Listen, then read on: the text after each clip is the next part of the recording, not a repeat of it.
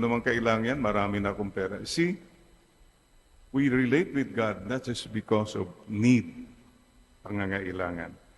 Or, well, I relate with God because tungkulin ko at nakakatakot. Pag hindi ko pinansin si God, baka malasin ako, baka parusahan ako. Fear. Again, fear lang ba ang dahilan why you are close to God? Go to the best level. Lord, you know that I love you.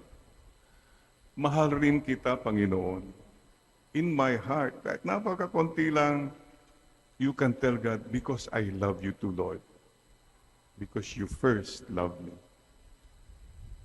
Let's purify and always go. Importante po yung heart to heart, person to person with God.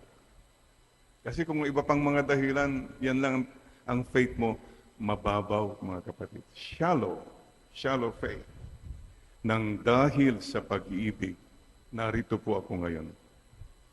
And I can say that too, nang dahil sa pag-ibig, naging pari po ako. At